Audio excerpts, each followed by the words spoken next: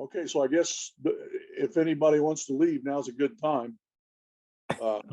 I need a nap. This first part's about trucks, and I don't think we show this one again, so I'll go ahead and talk about it. This is an Aether Mac B61, and Eastern Express had a bunch of these. So I basically this was decorated, came that way, came with a trailer. All I did was weather it, and it's pretty subtle. The fuel tanks have got spillage on them. The stack's dirtied up a little bit.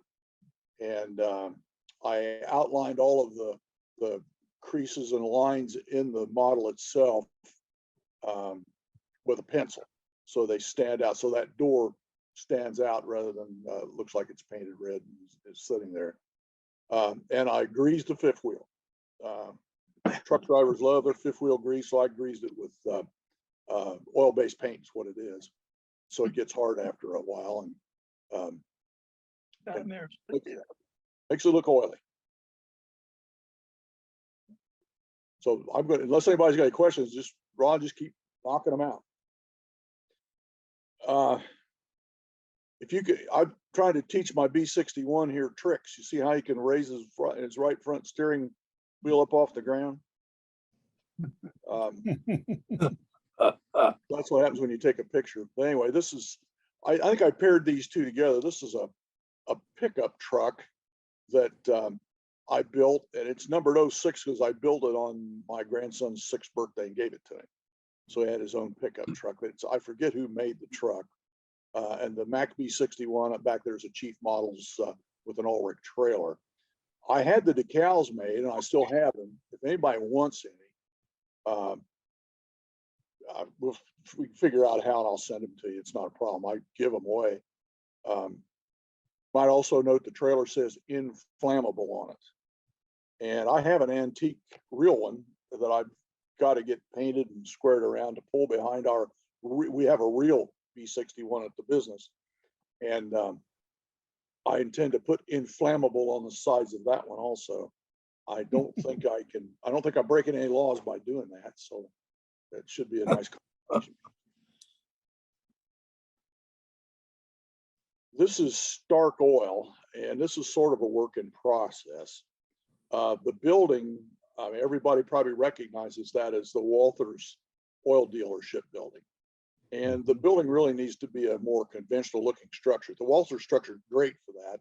I remember seeing buildings like that, but I need a different structure there on the right. But the loading rack is great. And then I built trucks to go with it. The one thing I'd call your attention to on the loading rack, because I'm kind of proud of it, is you see the drop tubes hanging down. Those tubes were lowered into the top of the tank truck, and that's how the filling occurred. I discovered a brass colored Sharpie marker, and that's how those things got to be brass colored. So they were either brass or aluminum. You could also color them silver and be right. But anyway, the trucks, yeah, okay, these are the same trucks. So go ahead. I think we cover the trucks individually, Ron, so we're good. If you want to go ahead. Yeah. The truck on the left, I think, is the Mini Metals 53 Ford. I put some different wheels on it, spoked wheels, and then the bed, I wanted a Phillips 66 bed or a tank for it, and that tank came off the 46 Chevy. That's a big tank, and it doesn't belong on a 46 Chevy. That truck's not big enough. But this one was painted and lettered Phillips 66, and it fit just fine behind that larger 53 Ford. The one on the right is an Aether and C Series Ford semi-tractor with fifth wheel cleaned off, and that's a Mini Metals tank body that came off of the bubble nose white. They made a bubble nose white petroleum tank, and that tank came from there. It took a little wiggling around and filing, but it fit and it looks right. What year is the cab? Those, that's a good question. Ford went to the single headlights. I'm not exactly sure when. To go backwards, Ford quit building the C-Series in 1991. They first built them around 1957. So the Revell model has the dual headlights, which came about in 58. And I'm not sure how long the dual headlights stayed on before they went to single headlights. And there were some other minor differences that only a nut from Ford would know. So to tell you exactly, I'm probably pushing it for 58 here, but it's hard to tell the difference. And this is the 46 Chevy from which the tank came from. So I cut down an Athearn stake bed and mounted it on this truck. A lot of petroleum dealers had what they called package freight, and that is basically drum, case oil and drum oil, and they hold pumps and other supplies to gas stations and other customers. So that's what this truck did, and so it's just an Athearn bed cut down to make it look right on that chassis. That Athearn stake bed is, I think it's 16 feet long. It's a long one, and pretty long for this era anyway. Mm-hmm. Now we come to the highway department. The truck on the left is the Mini Metals International R190, which those things were just unbelievably popular in about every kind of work you can imagine. They were popular in the rural areas because that's the same place you bought your farm all. And so you usually went to the same shop and they worked on your truck or they worked on your tractor. And so the implement dealer in a lot of cases was the outfit selling those. So that's actually a semi tractor, which had the fifth wheel removed, and the 46 Chevy, which you see down below there, comes with a dump bed. Well, that's the same dump bed. I moved it up, or put it on the R190 and put sideboards on it and worked on the tailgate, did some things that, unfortunately, when I was younger, I drove a dump truck and I know a little too much about them to, so there's a lot of details on there that are hard to explain, but you had experience with them, so you know you wouldn't, you just got to have them on there, I guess. Then the second truck, the one down the right, is the 46 Chevy. And by the way, the number is 53 is for 1953 on the International and 46 for 1946 on the Chevy. And that's the kit pretty much as it comes. I just changed the lettering on the door and filled that one full of tools and various things that a patch crew would use. So that's actually assigned to the patch crew. The chains on the front were something that you would see, but I later built snowplow brackets, kind of freelance those, and that's what's on the front of both of them now, is snowplow brackets, and that's what you usually see with the highway department. How about the lettering? Is that your decals? I did that with my printer. I just on blank decal paper. As long as it's black, I can do it, and so I did that. Mm-hmm. This is the Athearn tandem Kenworth tractor converted into a ready mix truck. The chassis is a semi-tractor chassis. I got a hold of the mixer, which looked like a pretty decent Challenge Cook mixer that are apparently sold throughout the world, because I got this one off of a Mercedes chassis, and lengthened the Athearn frame so that it would handle the longer mixer unit, and then just mount it on there, cut it back to one fuel tank, one stack, cut the bumper, shorten the bumper and windshield wipers, and I scratch built the mirrors, and I built two of these, and I've been really tickled with them.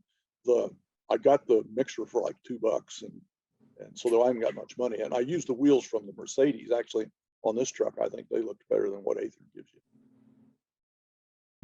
And here, I used to drive concrete mixers too. So here again, I know a little bit too much about it.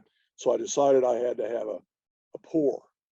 So we're pouring a couple of foundations here at an LP gas dealership across from the Pennsy station in Reynolds, Indiana.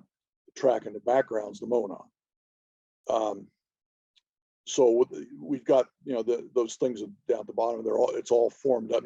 Doug, help me out here. You know about this stuff. Oh, yeah.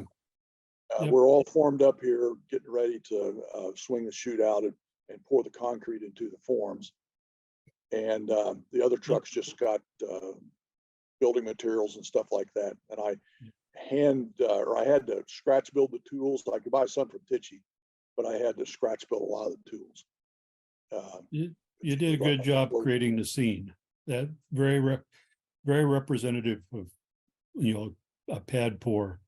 That looks good. The chaos that occurs at a concrete pour. The only thing I don't see is enough guys leaning on shovels. Yeah, I ran out of guys. Yeah. You know how it is. You can't get anybody to work anymore.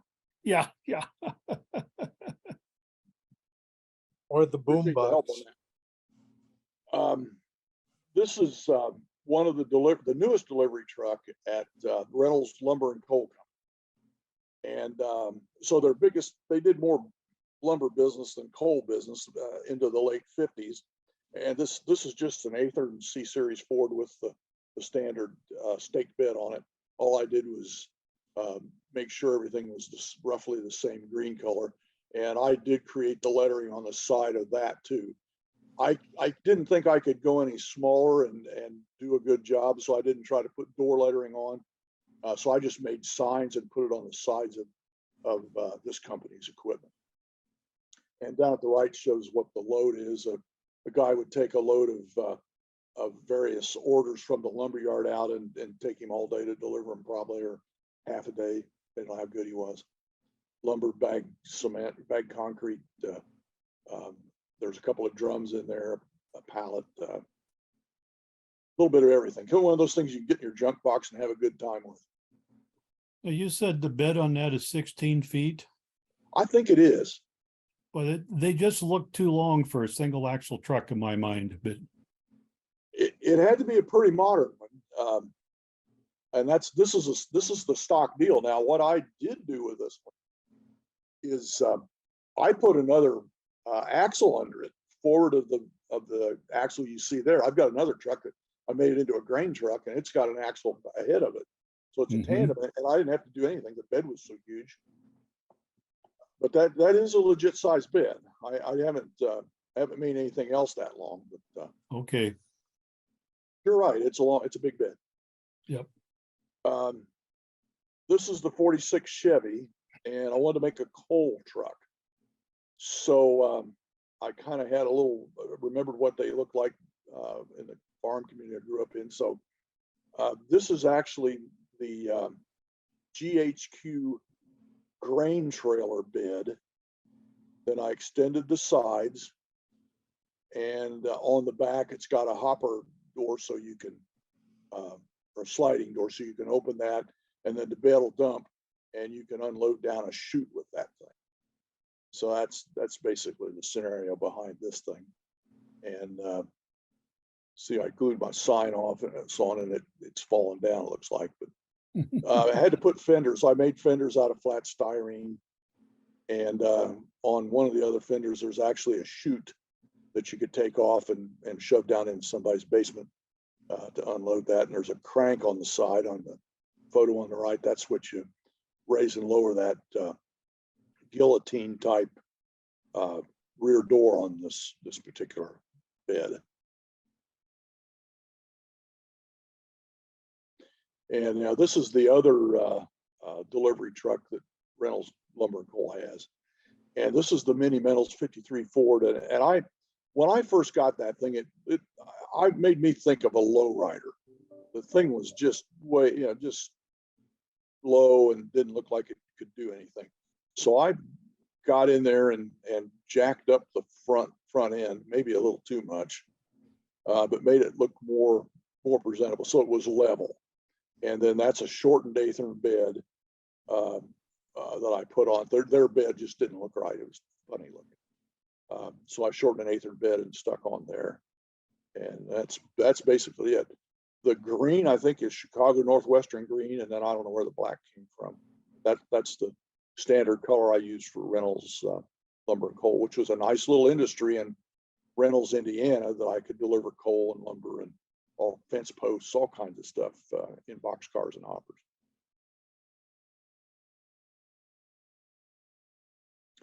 On the left is the water department at Reynolds. That's actually, as a friend of mine gave me, a Santa Fe water pump house, I think it is, for some place on the Santa Fe. And I painted it and made it look like a water department structure. And just to the right of it, you don't see it beyond that tree, is a water tower. So then the vehicle there is the Aethern, was that Model A, I think they call it, or T? It's a T, I think. And it was the Huckster model. I got there, I didn't think I needed anything that old, so I didn't buy one when they came out as a pickup truck, but I was able to convert the Huckster back into a pickup truck. And my story is, it sits there because occasionally if a pump fails, they can use it for power takeoff power to run a pump and run over to the freight station and pick up stuff, pump parts and things like that. So it's just a little runabout. And Ron knows more about the one on the right than I do. It's a service truck for the phone company. And the guy's, it's just, I've got it parked by a phone pole with the guy out here trying to figure out what he's going to do next. That's a Mini Models service truck.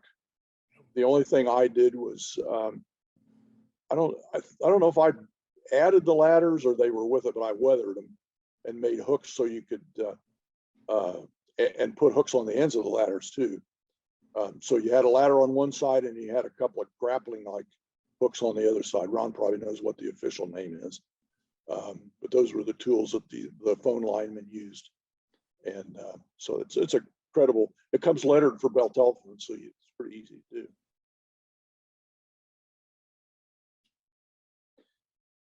Truck on the left is the same service truck without the top on the bed. And this is an LP gas bottle delivery truck, but he's also got all the tools and stuff so that he can not only deliver your first bottle, but he can plumb it up, make the installation. And those are Walther's bottles on the back. And if you look inside, they're chained down per regulation. And it's a pretty nice little truck to have. You can put it out someplace at a house, or you can put it there at the plant where they fill those tanks, which I haven't built the tank filling building yet. I need to do that. A little reminder. And the Monon pickup truck on the right is just something I threw together one day. I can't even remember who the manufacturer of it is. One of the metal truck people that's, I don't think they're around anymore. And then I put sideboards on it, which is just 10,000 styrene, and threw a couple barrels in it. Monon, an N-scale Monon Herald on it. Have no idea if those really existed on it. So here's the water department truck making a pickup at the freight house. The freight house at Reynolds was bi-directional. It had one side served by the Monon, and you see the Monon tracks in the foreground. Then on the far side, the Pensy, and then they had Railway Express service. So I need to pave the lot. You see how it's kind of overgrown there.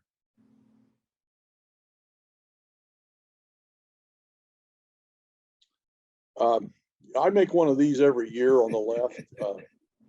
Before I go to, I always do a clinic every year, and the first one's always shown at Cocoa. So every year I take Luke's little pickup truck and I park it in front of this sign. And when you travel down to Cocoa Beach to the RPM meeting, as soon as you go into Florida, it starts telling you 250 miles to Ron John Surf Shop in Cocoa Beach.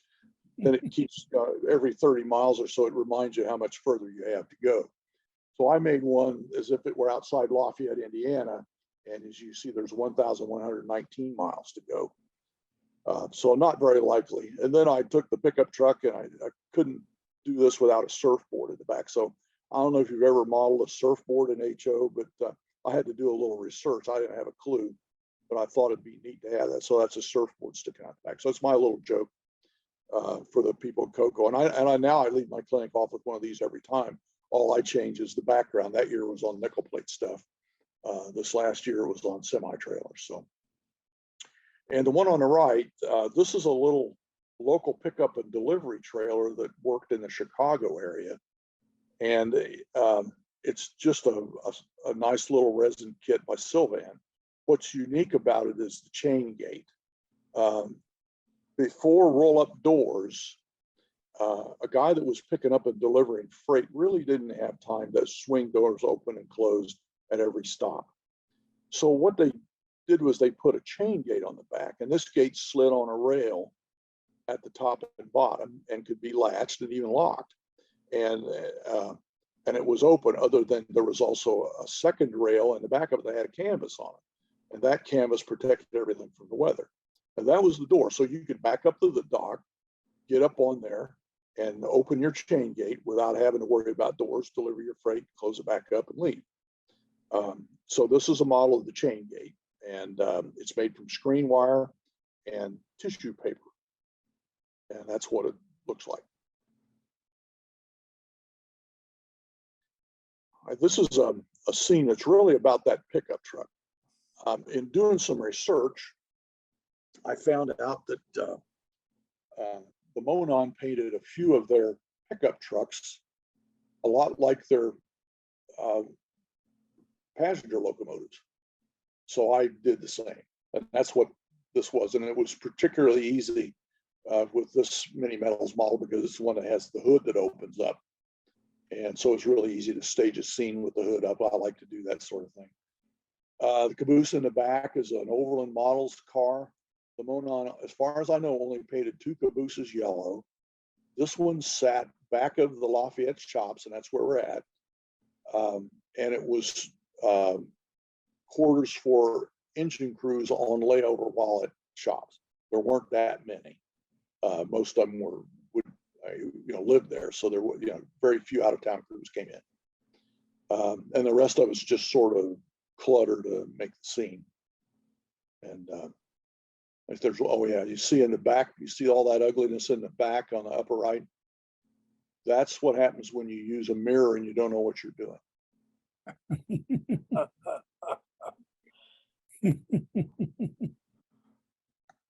This is that same location.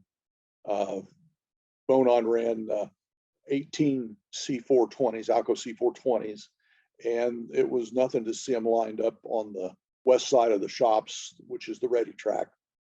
And that's what this picture is depicted to take. So the Lafayette shops were up on the upper level. The building to the furthest right is it was actually been there since the 1890s and was the original locomotive shop. Then in the 20s, this building in the center was added on for more locomotive service. And then the building in the to the left is a flat.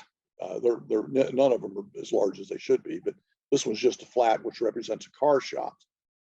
If you look closely through the windows of the car shops, you'll see a couple of Monon box cars in there with the Hoosier line across the top.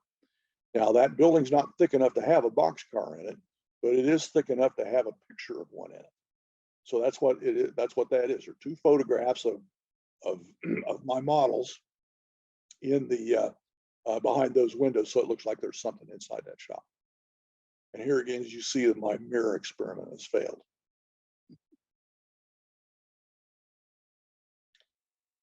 This is one of the earliest truck models I built. It's I still can't think of the name of the company that built these. They're metal. They're nice little models, and they came with a stake bed. And the Monon had trucks like this that the maintenance crews used, and but they had tarps on them. So I made a tarp out of tissue paper, the kind of paper like you get with a new shirt. And basically, I just laid one section front to back and then laid another section side to side, and then laid the grimy black paint on them, and they all sort of soaked together. It looks like it's, I mean, I got some separation here now, but generally that's about the right appearance for what we've got. If you'll excuse me a second, I'm going to go get something to wet my whistle with.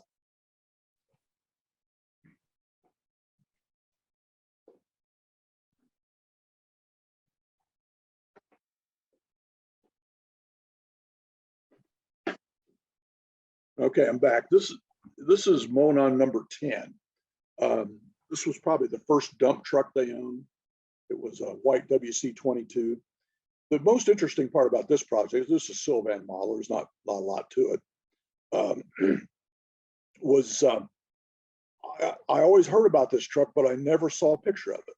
And I finally found a 1952 wreck picture at Monon that if you put all the pictures together, you can just about figure out what this thing looked like, if you knew what a WC-22 looked like to begin with. So that's what this thing is all about. History is, I think it's a late 40s model white. Number 10 was operated by Mr. Yost, and basically just used wherever it was needed on the railroad. In this case, they had this terrible wreck, so it was used in cleaning that up. And that's about all it is. I've added some little details like the lever to trip the tailgate, and I don't know what else is on there. That there's some chains on the back that you use for spreading, things like that I put on. So Do you make the mirrors, or do you use some of Plano's, or do you normally make the mirrors? you can do it anyway, but I like the Plano mirrors. They call those are the lollipop mirrors. Plano does a pretty good job of that stuff. So that's typically, although, come to think of it, I think they came with this one, with the kit. But if I had to recommend it, I'd recommend the lollipop mirrors that Plano makes. And remember, they weren't stainless steel on both sides. The mirrors back in those days were painted. They're going to be painted white or black, or the color of the truck. And the only side that was shiny would be the side that was the mirror part. Okay.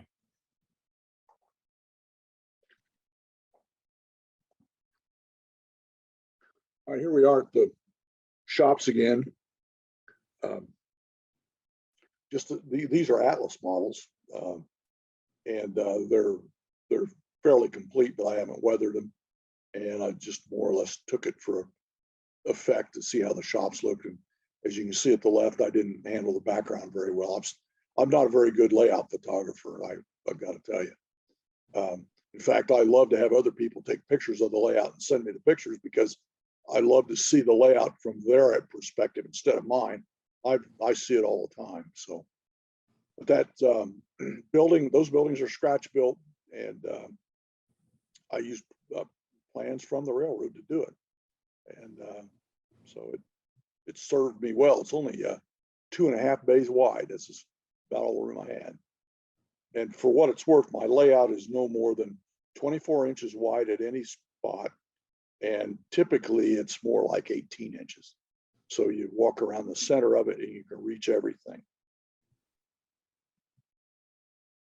With the hopper car. That car is a KD car, and all I did was weather it. Part of what I do with weathering is I update the reweigh data. I think every 2.5 years they had to reweigh a car, and they would update the lightweight and load limit on it. And so what I typically would do is just cover that area up and weather everything around it, and then take the tape off, and there you go. You've got fresh data there. Same thing with the journal repack data.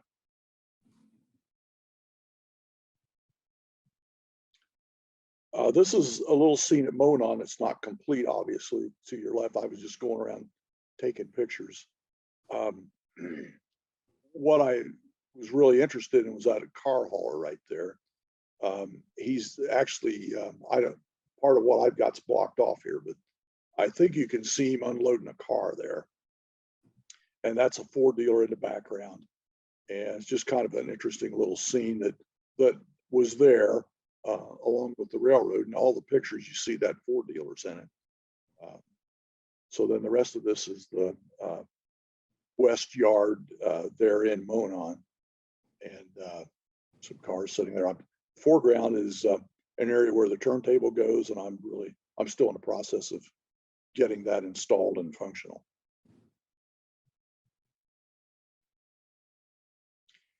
This is the station at Reynolds. Pennsy built and operated that station because Monon got there first. So the Monon's crossing the Pennsy here. A lot of people told me this shot's got a lot to be done yet, and they're right. I've still got to do something with the lighting on that signal, that Pennsy signal, and a little work on the trees in the background and so forth. Here again, just playing around, and all these are just shots I sent Ron. We weren't trying to put together a program. I just, every once in a while, I'd send him something to say, hey, here's what I'm doing or something. He put these all together and made something out of it, I guess.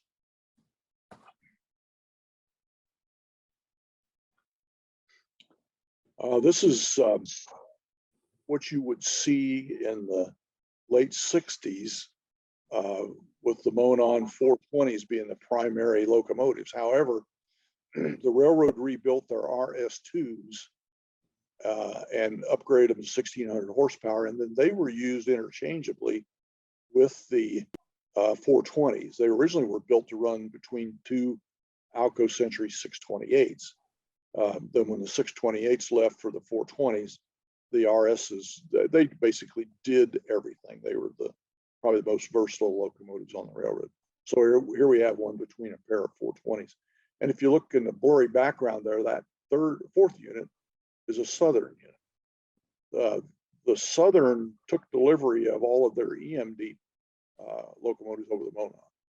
So the Monon got to see all the trade-in stuff as well as all of the new stuff heading down. So that I got a chance to model a Southern GP30 high hood, and that was back when they didn't exist. So you had to build your own. So that's one of those Lionel bodies on an Athearn chassis. It's a dummy because I pull around like a freight car. But I got to put the Southern paint on and do all that. Kind of pretty nice learning experience.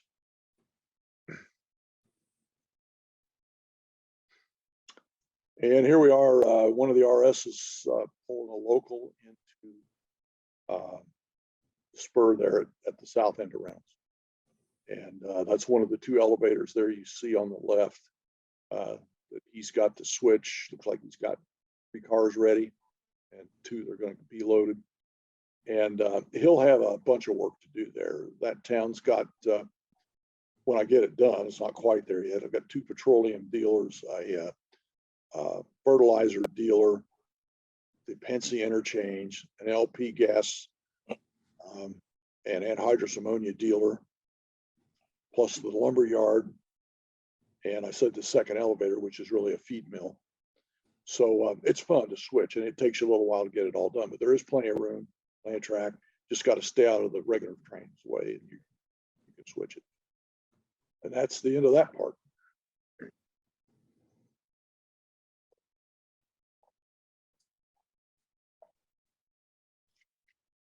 So while Ron's changing things, any questions? Mont, this is Dave Nelson. When you paint the grills on some of those trucks, is that brush painted or do you mask them? They're typically brush painted. It depends on the truck. I have been known to cut self-adhesive duct tape, the chromy kind that and place on there. I've also been known to use a silver Sharpie and then highlight that with black, and that, you know, to bring out the grill. Just depends on the grill, really. Now, some of the trucks you saw, they had the Ford emblems and all that stuff on them. What I did was I tried to find a truck that was close in color, and I actually masked that stuff off and painted around it so that I didn't lose that. But it's painted so close that I doubt anybody noticed that's what I did. So I try to save that lettering that way when possible. I hope I answered the question. Thank you. Hey, Monty, that one truck you were saying you weren't sure what it was, it's possible it was a Williams Brothers. Yeah, I have those, and it isn't. But I know what you're talking about, and it sure could have been. Williams Brothers were plastic, weren't they? They were plastic, correct? Yeah, though. these were the metal. Oh, okay. But I never really built one of the Williams Brothers. I think I've had them, or I do have them, or I had them, and I had something else that did the job, and I didn't get that far.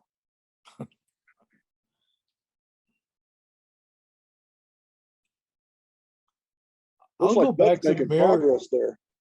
I'll go back to the mirrors and ask, you said that the backs on many of them were not actually stainless steel, on the They lollipop, or absolutely on were the- not stainless steel. how about all of I'm sorry. So they were painted, a lot of them? All of them. They All were of them. steel. So, Okay. so what you just had a steel mirror that was either painted black, white, or the color of the truck. And the only part that was shiny was the mirror part. Okay.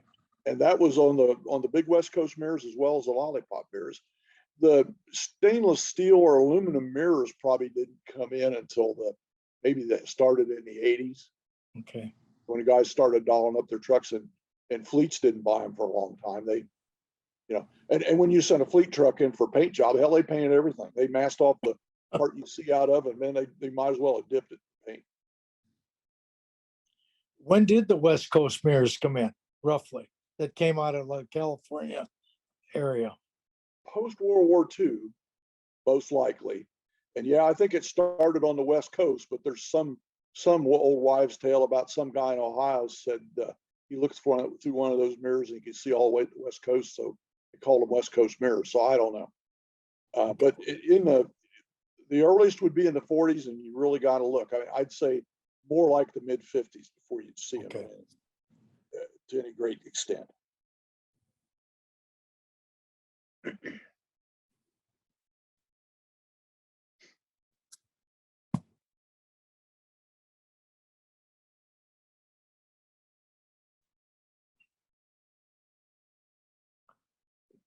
So Well, what's if the nobody else, temperature up- one other question. How about Yeah. wheels? Were the wheels primarily, let's say 50s, primarily painted? Or did you start to see the chrome wheel on leather, all just painted? I know the answer to that one well, because I remember what I would have died for a set of aluminum wheels. They're not chrome, they're aluminum. Oh, they're aluminum. Okay. Yeah. And so that aluminum wheels were around in the 80s, but not very much. So, but you would see them in the 80s. But before that, they were pretty much painted. You might Okay. have a falsy hubcap kind of thing on there on some of these guys, but that was the odd deal. Typically the truck, if the cab was red, the wheels were red. They tended to match. Otherwise, they'd paint them white or black. I share a picture of a truck out in Arizona. Can you hear what I'm saying? No, what? This is out in Flagstaff, Arizona. It was a water Okay. truck. Can you see it on there? No, I can't. No. Oh, I see the truck. Yeah. Okay, now I can. Yeah. It's a water truck. Okay. Thought it was so picturesque, but I thought, as long as you guys are talking trucks, there you are. Yeah. There's some old jewels around. Oh, yeah. I have no intentions of modeling it, but I thought here's some people that have that interest. So there you are. Yeah, there was another one that was yellow. I didn't explain that the section of the Monon I model is about a 40-mile section between shops, which is Lafayette, and Monon. And 3/4 of that trip parallels State Route 43. So I've got the edge of my layout is a highway for about 2/3 of it. So I fill it up. Then I'd have legitimate interest in the trucks too. But so every once in a while, I just build trucks for a little while. And then I get over it and get back to trains, which is what I really like to build.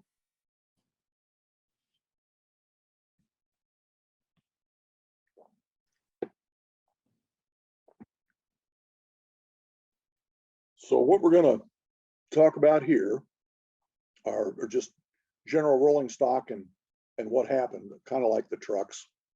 So we'll come back to this car because it's in the program. So Ron, yeah, you want to go next?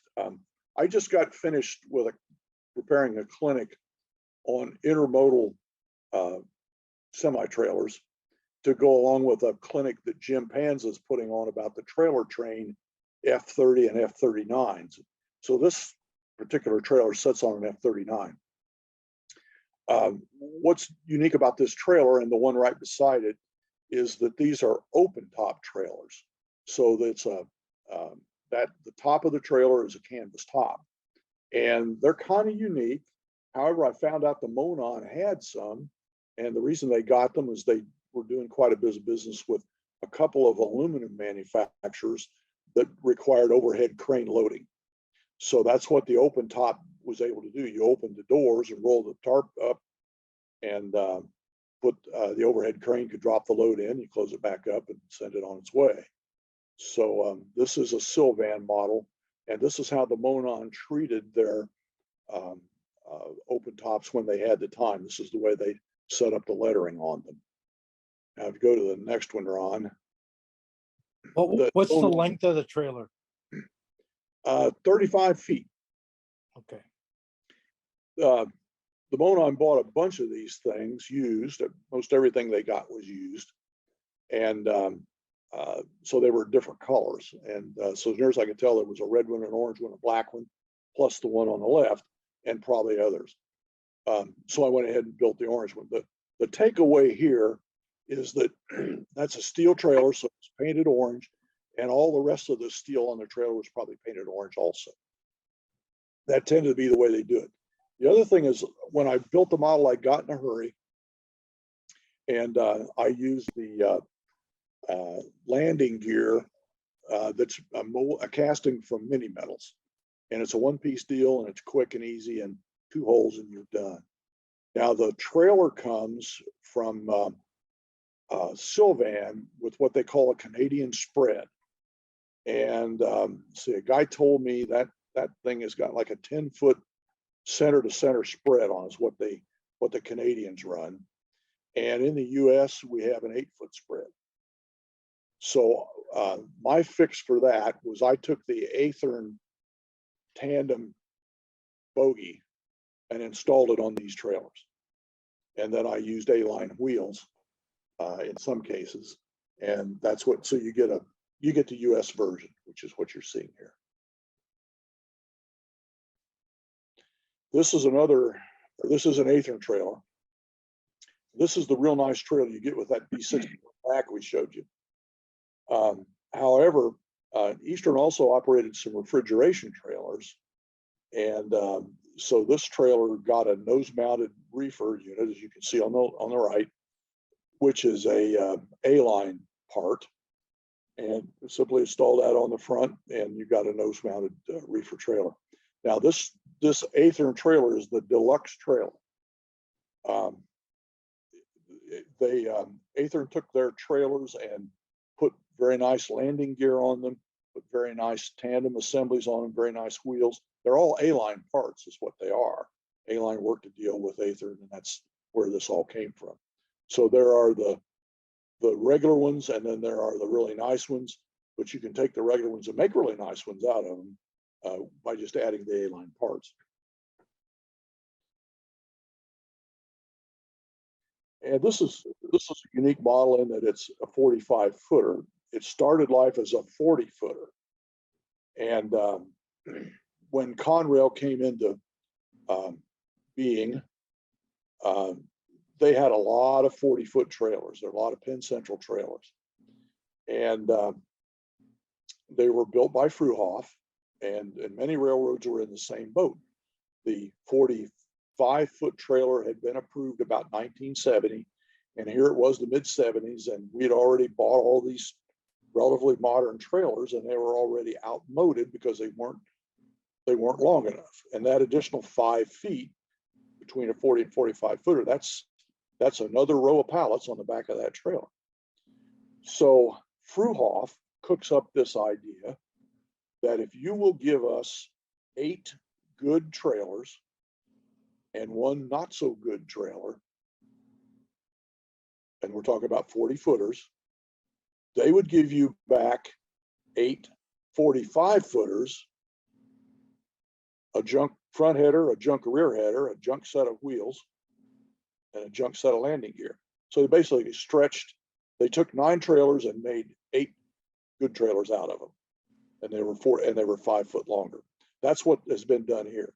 So the way I modeled this was I had another set aside, so I lengthened this whole trailer and then colored the back of it a different color, which was characteristic of how that was done. They used, the panels were just off of another older trailer, so they were a different color. And this is the look you get. A-Line now makes this kit for you. They hand you the whole thing and you get it that way.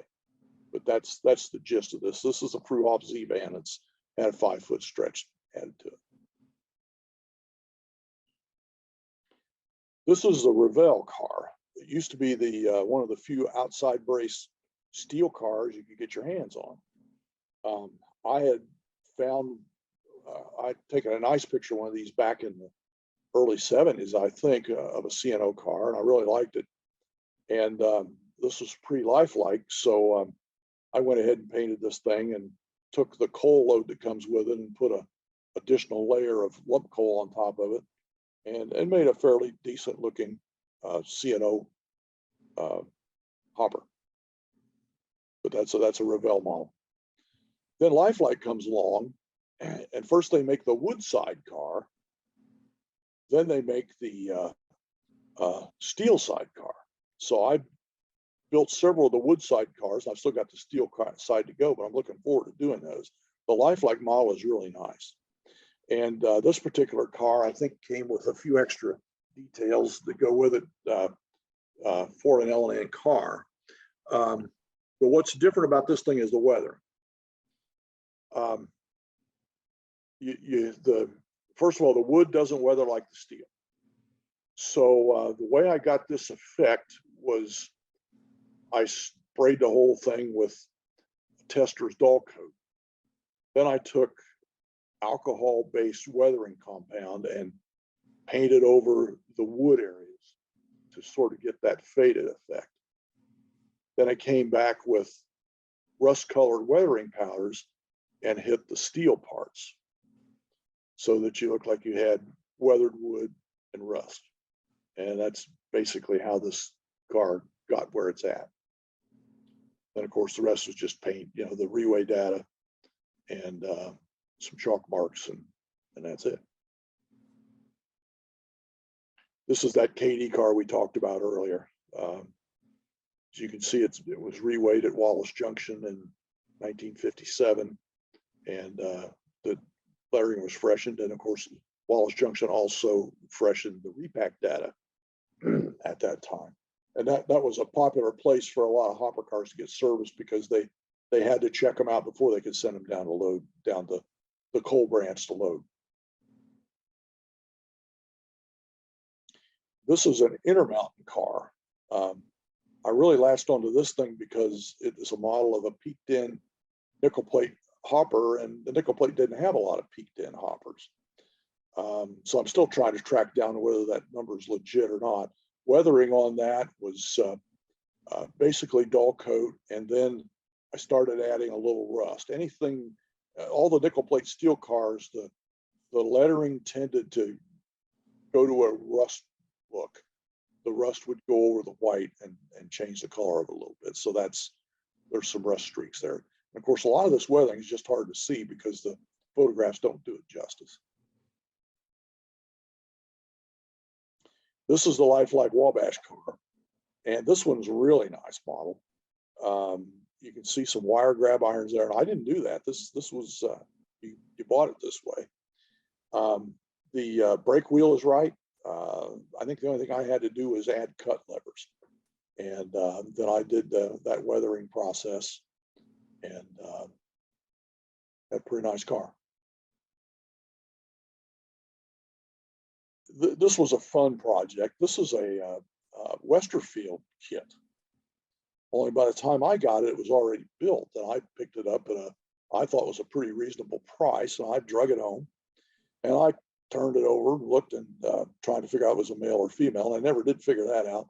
But while I was looking at the bottom of it, I was able to tell that it had a K brake system on it, and I need a AB brake system for the area in which I operate.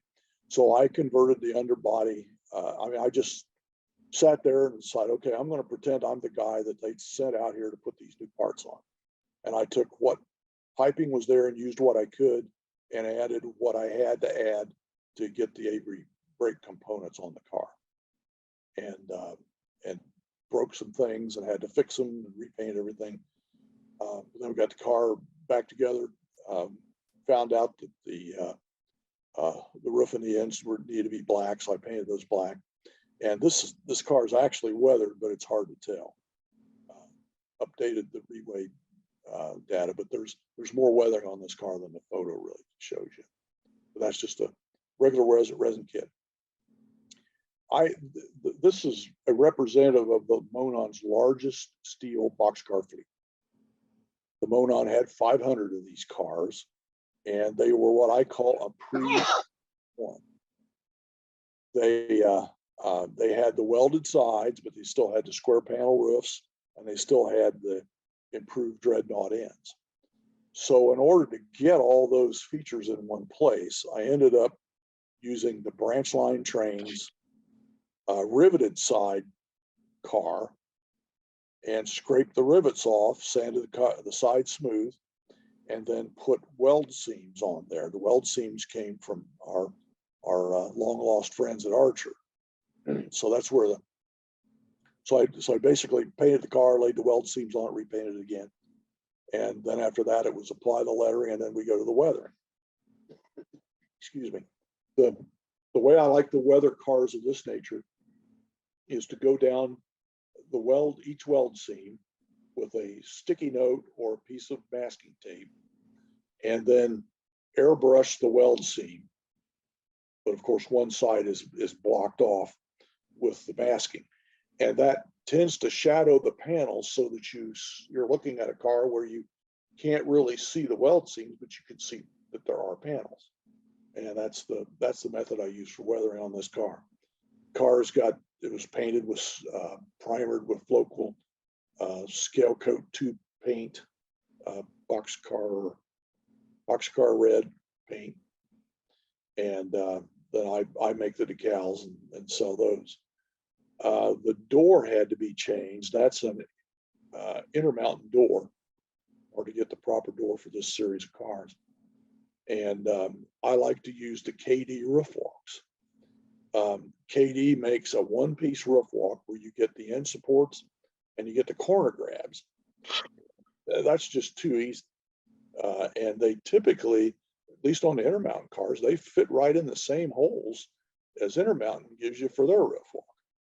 And if not, you can drill the holes a little bit bigger and take some of the stress off of the roof walk so that there aren't any humps in it. So I use those parts. So that's basically how this car got where it's at.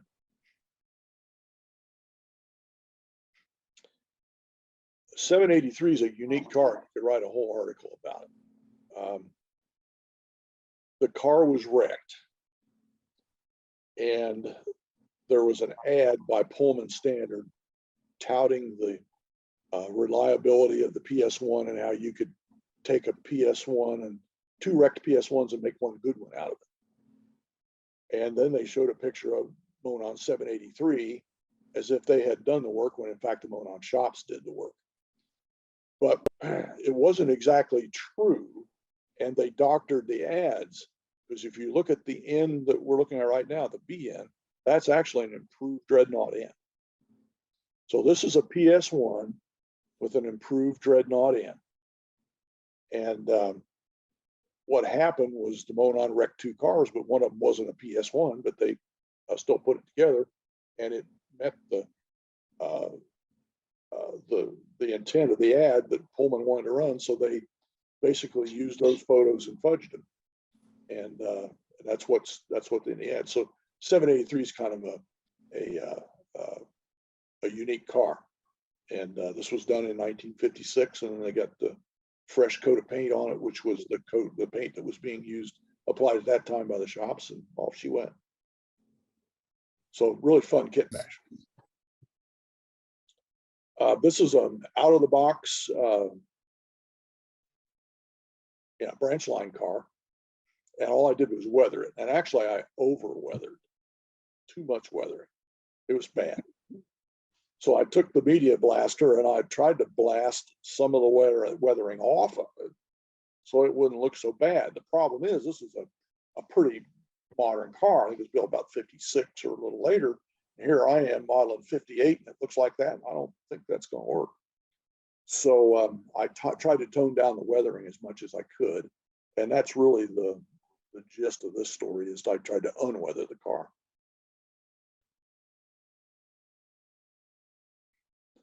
And this car is an Intermountain model, just a neat car. And that's basically why I built it. Weathering here was, I used black acrylic paint and just sort of flooded it on. Now I thin black acrylic paint with Windex, and that seems to cut it pretty well, and it dries fast, easy to work with, clean the brush with Windex, and I like the effect I get. The trucks were media blasted, and that's the natural gray you get from media blasting. And then I usually put a little rust on the springs. I'm not so sure I got that done here. And then a little rust on the side frames, weathering powders for both of those. The blocks are Sculpt-A-Mold. I've got a little mold. I can make a 4x4x8 block, which is typically the size that they ship. This is what they call breakwater. And every summer, the quarries out of Bloomington would take their junk stone, not the good stuff, load it in gondolas and ship it north to Michigan City, where they would put it in the lake as breakwater. Let's see, there was a memo by the superintendent of the railroad that said, and I think I can quote him, all gondolas, regardless of condition or ownership, are to be sent to Bloomington for breakwater loading. Then he went on to explain it's cheap freight, but cheap freight's fine, and you got to do it. So this was one of those oddball cars that got caught on the railroad, and they sent it to Bloomington, and they put breakwater on it. So I run, occasionally I'll run a breakwater train. They gathered the breakwater at shops, and when they got 69 cars of it, they'd call a crew and run an extra up to Michigan City with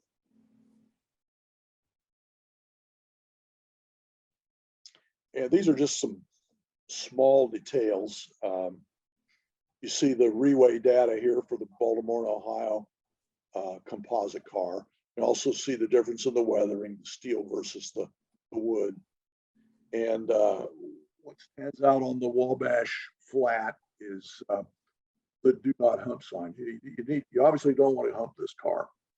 And where do you put the do not hump signs? Well, you make a post and you put it in the stake pocket. And I did on the flat cars, that's how I have to do it on some of those. Those are Athearn tractors. And here's another example of a reweigh. This is a covered hopper, and it was reweighed at McDowell in September 1958. And there's two ways you can do this. I mean, one way is to cover it over and weather. The other way is just go ahead and weather it. Then you can take decal paper painted this color and lay it over what's there, and then put fresh numbers on it from your scrap box. And I do it both ways. Now, when I say painted decal paper, I don't know if you realize this or not, but you can take scraps of decal paper and paint them. and you can have all different colors of Tuscan and brown and black. So I keep a supply of that handy. And when I get ready to reweigh a car, I may very well just cut the pieces out and decal it on after I've weathered the car. And you're not going to see any bubbles or anything from something that small. And then lay the lettering on top of that, and a shot of dull coat, and you're in business.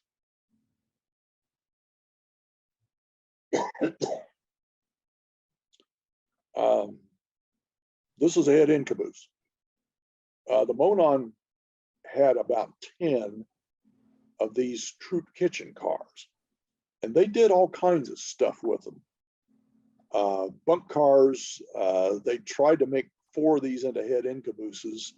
A head-in caboose or a rider car is the caboose on the front end of a train. In Indiana. You had to have, I think it was 6 on a train that did switching. I think it was, you had to have 6 crewmen or something like that. So the conductor usually rode up front and kept track of everything along with the front brakeman, and you still had the rear brakeman at the back and another guy somewhere. But anyway, that's the car, one of the cars they rode in. They intended to make 4, they only made 2. Then they realized they needed more storage mail cars, so they converted them all to passenger service, made storage mail cars out of them, except one, which was made into a heater generator car. So this is one of those cabooses. That's a Walthers model, and it was really fun to build the model and add the little details and then paint it. So about all there is to it. And somebody asked me if the B61 Mac down there was racing the BL2.